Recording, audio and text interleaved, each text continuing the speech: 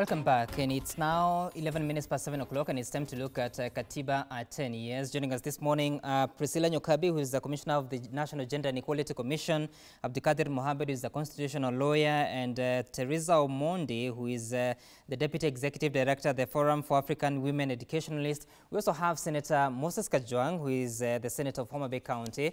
And I want us to begin by taking a look. Of course, it's been 10 years of the new constitution, or the Constitution of Kenya now. I don't know if you have any general comments to say on your view in as far as the progress in implementing it, and if you think it is the time that we need to think about some reviews just before we dive into the specifics of the Constitution. I want to begin with you, Senator Kajwang.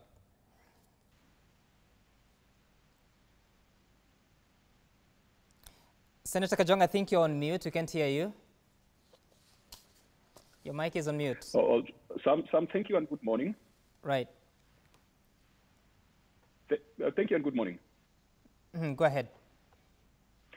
Yes, I first wanted to express my condolences to the family of the late Mheshimiwa Mahima, who has been reported to have passed on this morning. But moving on to the issue of the Constitution, I think 10 years of implementing this Constitution has taught us what works and what does not work. I would say that we have a very good Constitution. The principle, the intent, the spirit of the Constitution is sound, but we have had serious challenges in its implementation. The challenges arise from various factors. One, we went into a new Constitution and expected implementation to be done overnight. We brought in new structures, we brought in new principles and new ways of doing things. And I want to say that the transition mechanisms were not done in a manner that would have allowed us time to test the waters and to make sure that everything ran out properly. For example, devolution was a big bang. It was implemented all at once. Functions were transferred from national government to county governments all at once, but funds did not follow. And so that has affected implementation as far as devolution is concerned. If you look at the chapter on integrity, you cannot really legislate and expect to change people's habits and cultures and belief systems overnight. And so the chapter on integrity is one that perhaps will take an entire generation for us to be able to live up to it. If you look at the chapter on the executive, we have now experimented with the presidential system for the last 10 or 9 years. Right. And as someone who sits in the legislature, I can tell you, Sam, that is one area that we need to seriously think of amending it to ensure that it is in line with the aspirations of the people. Right, and Senator, we'll return to that, but I want to get to you, Teresa Omondi, if you can hear me, that now we are where we are. It's been 10 years. What is your general comment about what you've seen in the implementation and how change has come to the country? Thank you very much for this opportunity. I think we started at a very exciting note as Kenyans. We looked forward to change. We knew this was like the canon that we all wanted to go to. But 10 years later, we have positive things to report on, but we also have sad moments. I would say the sad moments are sometimes overriding even the advantages that we had as a country. So if I was today to look at the socioeconomic rights that we had fought for, we talked of good health, we talked of food, shelter, education. If you look at the Constitution of Kenya Review Commission, our final report on what really guided their drafting of the Constitution, Kenyans asked for 15 issues that they needed to be resolved. And the first one was on the issues of shelter, health, and education. And look at where we are today. We are not able to proceed with education just because of accountability issues, which I'm sure we will discuss as the program goes on. And we are here really stuck, and our children are out of school. And we are not able to, and we can't solely blame it on COVID-19, because different other countries are still able to continue their education even while at home or away from school. Right, and joining us this morning is also Honorable Abdikadir Mohammed, who was the chair of the CIOC, Constitutional Implementation Oversight Committee. I believe it was in the 10th Parliament. Good morning, Honorable Abdikadir. And we're starting with a question, the general question about your view in as far as the implementation is concerned. Do you have any concerns now? Hi, good morning, and good to talk to you. I think 10 years down the line, there are obviously there are important achievements. The first, I think, if you remember those who are of age then, the country was in a very difficult position. So getting the constitution passed in of itself was a critical milestone for a country that had come from a very divisive elections with deaths and destruction. So that was a major milestone. So 10 years for that milestone, we really should be happy with that milestone. And number two, as Mheshimiwa Senator said, there were a lot of new things that were implemented. We really restructured our state completely, whether it's the judiciary or the executive or the legislature, or exactly the structure of the state as a whole was overhauled, and the implementation went. It was really a massive exercise, and we as a country, while doing the day-to-day jobs of teaching in schools and driving buses and working in hospitals, undertook a massive exercise to overhaul our Katiba, and that was critical.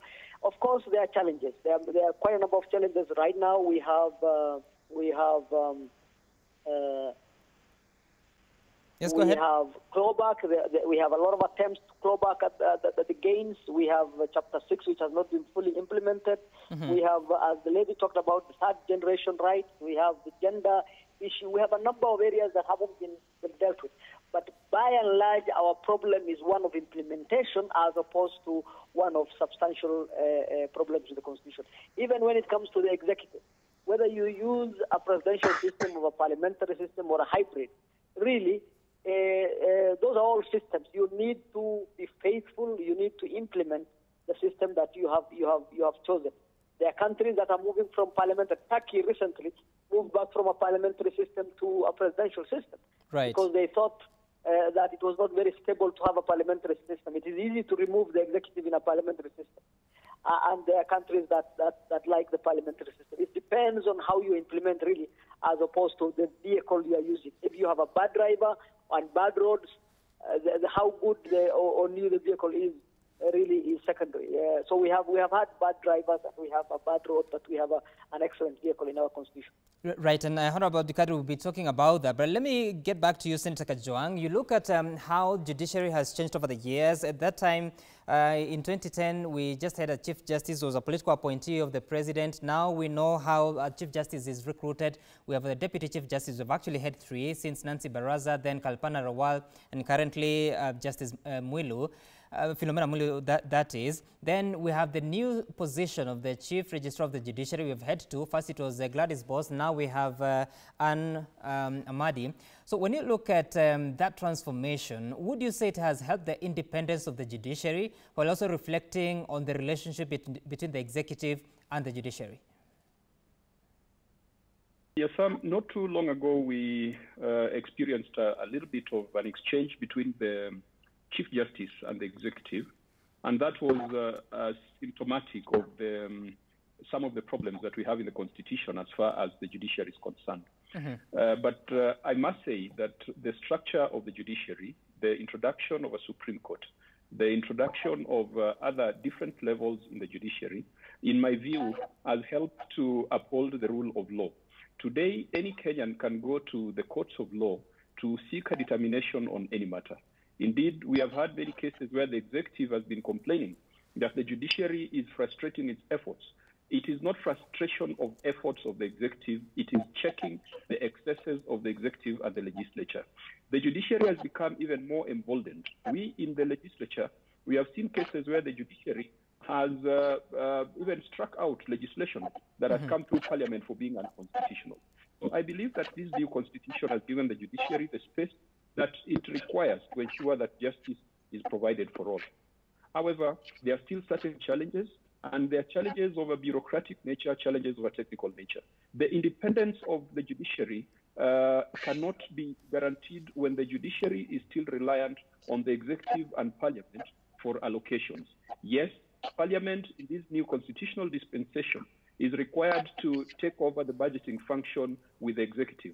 However, we have made the judiciary more or less a beggar at the doorsteps of the Treasury and at the doorsteps of the legislature.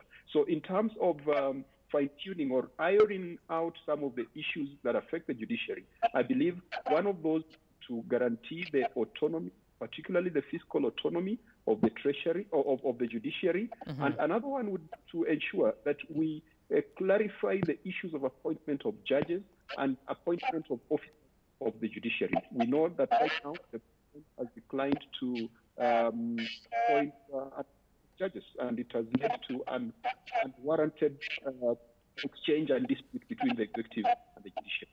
So I believe that the judiciary is on the right track, and what needs to be done really is just panel beating to ensure that they fit properly within the new constitutional dispensation. Right, and I hear you, Senator Kajwang. So, Honorable Priscilla Nyokabi joins us. Good morning, Mheshimiwa. Of course, she's a commissioner with the National Gender and Equality Commission, and we are reflecting on the judiciary 10 years after the new constitution. So, when you look at it, there are all those challenges that still exist. When you talk about the case backlog, it's in the hundreds of thousands, and of course, currently the biggest hurdle that the judiciary is having to deal with is the appointment of 41 judges. Do you think the separation of powers and roles has really helped the independence of the judiciary, and what do you think would be the solution to get out of like the stalemate that we have currently and the challenges that the judiciary still feels it has? Thank you, and good morning to everyone. I think it's indeed true that the Constitution of Kenya 2010, COK 2010 as we call it, has improved our separation of powers in a big way compared to the previous constitution that we had, or the old constitution. And so it is indeed true that we have now a bicameral legislature with the National Assembly and Senate.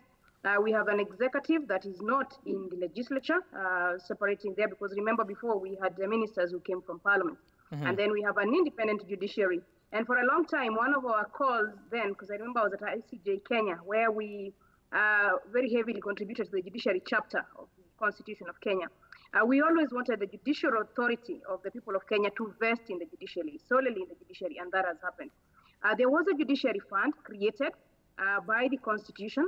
I think that the delay of implementing that fund has not been a good thing. In fact, that is one of the things that need to be done very, very quickly. Make sure that the judiciary's funds are protected, and the judiciary's funds are protected and not amenable to political weaponization. In fact, what we have now seen is weaponization of the budget, where the judiciary has suffered quite severely in terms of how much money they have. Seeing the increase in the number of judges, including those that are now supposed to be appointed. A lot of these matters in the judiciary can be corrected and should be corrected. Those are implementation issues. The 41 judges, one of our proposals has been, why don't you appoint those who have no questions? Because it is not all the 41 that there are questions on. There are questions on a small number of the 41. The employment and labor relations court, the environment and land court have a lot of pending cases. I think those two should be appointed at the outset, the employment and labor relations and the land court, so that cases in those two can be moving. And then in any case, what we hear is that the questions are not on the judges to those two, and then be left to address the few who have a problem, so that with the few, it is now individual, it is no longer institutional. But be that as it may, we've seen a couple of issues that you still would want to strengthen. The judiciary ombudsman, accountability for the judiciary is something that needs to now be brought in. So we have a good house in 2010, but a good house can also be made better for accountability. So if we're going to push judiciary accountability, we now need to rethink the position of judiciary ombudsman and put that particular office in the Constitution. Thank you. Right, and I'll get to you, Teresa. Before I do so, Honorable Abdikadir, so now there is that conversation that is split on whether 41 judges should be appointed based on the perception from the executive side. Of course, the Honorable Priscilla there suggests that those that do not have issues should be appointed. But do you think this is the right format of doing things? And if you look at the Supreme Court of Kenya, do you think it has helped the jurisprudence in the country, not just by determining three presidential petitions? Well, thank you. As the law stands today, the judiciary is right and the executive is wrong as far as the appointment of the judges is concerned. You really cannot state in public that you have issues with one or two judges out of a cohort of 41 judges and to be taken seriously. If you have anything substantial, the process allows for a lot of input. These jobs are advertised, and they are advertisements carried by the JSC in the papers and in the media, asking anybody who has any issues or anything adverse to come forward to the hiring entity, the Constitutional Commission. Then the executive works through arms almost all the critical investigatory agencies of the executive are co-opted into that process, which is really not a constitutional or legal requirement, but is an exercise that has been adopted as usage, for usage, and sometimes the executive misuses. Let me give you an example. When we were hiring former Chief Justice Mutunga, we, the committee, were vetting the individuals who applied for that job. That time, Parliament had a far much more detailed process than it has right now. Mm-hmm. And we required each of the individuals who were seeking, about 12 of them, 10 men and 2 women, to come with their tax certificates showing that they have paid their taxes and they're up to date. Everybody else except Mutunga stand up. And Mutunga said, look, I work for an international organization. I have paid my taxes. I applied for this. It has not come through. Mm-hmm. While we're grappling with that, the KRA actually formally wrote to say we have big issues with taxes for Mutunga. And we in the committee, after a bit of investigation, came to know that was really the executive trying to torpedo Mutunga's appointment. Right. And we disregarded it. So it's not. We have a lot of history of the executive trying to get its way in the appointment of judges. Right now, the appointment of judges, except for the Chief Justice and the Deputy Chief Justice, is a JSC matter. If we want to change, and we do change, then we should abide by the law then. But as the law as it is now, before the appointment, if you have any advice information, take it to the JSC. After appointment, if you have any advice, take it to the JSC or the legal committee that deals with oversight. There are processes that are very well known, and the President can therefore, after that, set up a tribunal. And we have actually gone through that process end to end, where a judge of the Superior Court was removed after going through that process. We have had a Deputy Chief Justice leave as a result of the actions of the JSC. So these processes work. In my opinion, therefore, it's a red herring. It is the executive, and I served in both the legislature and the executive, and I'm an officer of the court. So I know the organizations of all the arms fairly well. Okay. And this one, my latest employer was wrong. Okay, and Teresa, I want to get your opinion about this, because yes, there are those challenges that the judiciary is facing. We know that the courts have been blamed as being the stumbling block to the fight against corruption. There has been that bad blood between the executive and the judiciary. And so moving forward, what do you think would be the solution? Is it review of any laws, or is it the question about implementation and perception? Yeah, I think there's no doubt that each of our organizations has challenges, but the executive has more challenges. Sorry, Abdikadir, I hate to cut you short, but that was a question to Teresa. If you can hear me, Teresa. Sorry. We'll soon share a name with Abdikadir, Mheshimiwa. Anyway, go ahead. I was saying that I think, like he rightfully said, we do not need to review any law. We have good laws. A lot of work was put in them, expertise. The challenge has been on the implementation. It's very clear what roles the Chief Justice has, and at what point the executive comes in, and at what point we have the parliamentarians coming in. The challenge has been either of the executive unit undermining the powers and the role of the judiciary. If we have judgments that are delivered and we have an executive that just totally ignores it, then that tells you it's not a problem of the law, because the law is very clear. The judge will make an independent decision, give an order, and the order needs to be implemented. But there's still a lot of struggle for power, struggle to still show that as the executive we are the tops, yet there are supposed to be 3 independent arms of our government. And if an order comes from the executive to the judiciary, it is clear what it is, and the judiciary needs to implement the same. If it is from the judiciary to the executive, it's very clear. So the biggest issue at the moment is lack of implementation and outright ignoring of our constitution, which is the highest law of the land. Right. We'll be taking a short break. When we return, we'll be talking about how the executive has changed. And just a quick reminder is that now we have a maximum of 22 CSs as allowed by the Constitution. Cabinet secretaries must pass through Parliament for approval hearings, and also the public has a say on who gets appointed, but you'll be looking at the efficacy of that, because you've seen reports being tabled before the House about the nominees, but then again they are always told that they have not exhausted all avenues of appeal. So we talk about that after the break with all the panelists. Stay tuned.